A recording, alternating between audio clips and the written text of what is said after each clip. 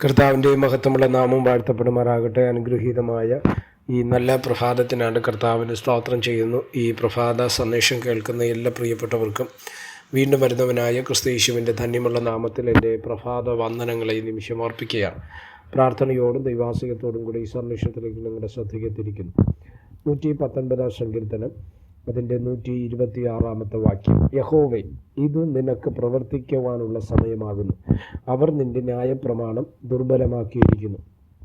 ഈ വാക്യങ്ങൾക്കായിട്ട് ദൈവത്തിന് സ്തോത്രം ചെയ്യുകയാണ്. അനുഗ്രഹിക്കപ്പെട്ട ഒരു ചിന്ത നിങ്ങളുമായിട്ട് ഈ പ്രഭാതത്തിൽ പങ്കുവയ്ക്കുവാൻ കർത്താവിൽ ശരണപ്പെടുകയാണ്. ദൈവത്തിൻ്റെ ന്യായപ്രമാണം അഥവാ ദൈവത്തിൻ്റെ വചനം, ദൈവത്തോളം അല്ലെങ്കിൽ ദൈവം എന്ന് വിശേഷിപ്പിക്കുന്ന രീതിയിൽ ശക്തിയുള്ള ഒന്നാണ് വചനം എന്ന് പറയുന്നത്, അല്ലേ?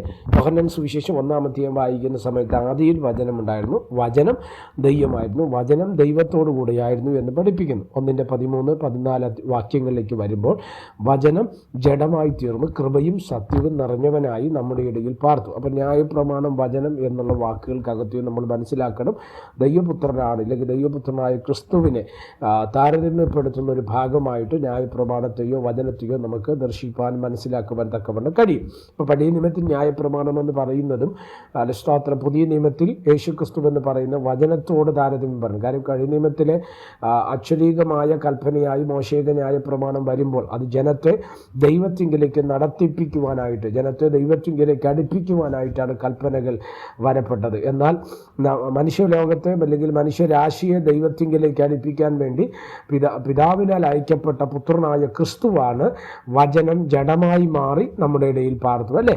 അപ്പോൾ ഇവിടെ നമ്മൾ ശ്രദ്ധിക്കണം. ഇവിടെ നമ്മൾ വായിച്ച വാക്യം, ഇത് നിനക്ക് പ്രവർത്തിക്കുവാനുള്ള സമയമാകുന്നു. കാരണം ദൈവത്തിൻ്റെ ന്യായപ്രമാണത്തെ അവരെന്ത് ചെയ്തു? ദുർബലമാക്കി കളഞ്ഞുവെന്നാണ് നമ്മൾ ആ ഭാഗത്തിലൂടെ മനസ്സിലാക്കേണ്ടത്. ഇന്ന് പ്രഭാതത്തിൽ ഈ സന്ദേശം നിങ്ങൾ കേൾക്കുമ്പോൾ ദൈവവചനം എവിടെയാണോ അപ്രസക്തമാകുന്നത് അവിടെ ദൈവത്തിൻ്റെ പ്രവൃത്തി വെളിപ്പെട്ട് വരുമെന്നുള്ളത് സത്യമല്ലേ? ഇവിടെ അതാണ് വായിക്കുന്നത്. അപ്പം വചനത്തിനൊരു പ്രസക്തിയുമില്ലാതെ, വചനത്തിൻ്റെ ആഴങ്ങളെ തള്ളിക്കളയുന്ന, വചനത്തെ അനുസരിക്കാതെ ഡിസൊബീഡിയൻ്റ് ആകുന്ന തലങ്ങളിൽ ദൈവത്തിൻ്റെ പ്രവൃത്തി വെളിപ്പെട്ട് വരുമെന്ന് തിരുവചനം വ്യക്തമായി നമ്മെ പഠിപ്പിക്കുകയാണ്. ഇന്ന് പ്രഭാതത്തിൽ ഈ സന്ദേശം നിങ്ങൾ കേൾക്കുമ്പോൾ ദൈവവചനം ദുർബലമാകുന്ന ഇടങ്ങളിലെല്ലാം ദൈവത്തിൻ്റെ ശക്തി വെളിപ്പെട്ട് വരുവാൻ തക്കവണ്ണം ഇടയാകും. ദൈവത്തിൻ്റെ പ്രവൃത്തി വെളിപ്പെട്ട് വരും. മാത്രമല്ല, ആ വാക്ക് നിങ്ങൾ ശ്രദ്ധിച്ച് 126 വാക്യത്തിൻ്റെ 119 സങ്കീർത്തനത്തിൻ്റെ 126 പ്രാരംഭവാക്യം നിങ്ങൾ ശ്രദ്ധിച്ച്, ഇത് നിനക്ക് പ്രവർത്തിക്കുവാനുള്ള സമയമെന്നാണ്. അപ്പം ഈ പ്രഭാതത്തിൽ നിങ്ങളൊരു കാര്യം മനസ്സിലാക്കുക, ദൈവപ്രവൃത്തി വെളിപ്പെടാനുള്ള ഒരു സമയമാണ് അത്. സ്തോത്രം. ദൈവവചനം ദുർബലമാകുന്ന കാര്യത്തിൽ മാത്രമല്ല, പിശാച് നമ്മൾ ഏതെങ്കിലും മേഖലകൾ ബന്ധിച്ചിട്ടുണ്ടെങ്കിൽ, ശൂന്യമാക്കാൻ ശ്രമിച്ചിട്ടുണ്ടെങ്കിൽ, നമ്മുടെ വഴികൾ അടഞ്ഞു എന്നൊരു തോന്നൽ നിങ്ങളുടെ ജീവിതത്തിൽ ഉണ്ടായെങ്കിൽ, ഇന്ന് പ്രഭാതത്തിൽ ഞാൻ നിങ്ങളോട് ആത്മാവിൽ വിളിച്ചു പറയുകയാണ്, ഇത് ദൈവപ്രവൃത്തിക്കുള്ള സമയമാണ്. ആ ദൈവപ്രവൃത്തി നമ്മുടെ ജീവിതത്തിനകത്ത് നിശ്ചയമായി വെളിപ്പെട്ട് വരുവാൻ തക്കവണ്ണം ഇടവരും. സ്വർഗം അതിനായിട്ട് നമ്മളെ സഹായിക്കട്ടെ. പ്രാർത്ഥിക്കാം. പരിശുദ്ധനായ ദൈവമേ, സ്വർഗീയ നല്ല പിതാവേ, അനുഗ്രഹീതമായി ഈ നല്ല സമയത്തിനായിട്ട് ദൈവത്തിന് സ്തോത്രം ചെയ്യുന്ന ഈ സന്ദേശം കേൾക്കുന്ന എല്ലാ പ്രിയപ്പെട്ടവരെ തൃക്കരങ്ങൾ തരികയാണ്.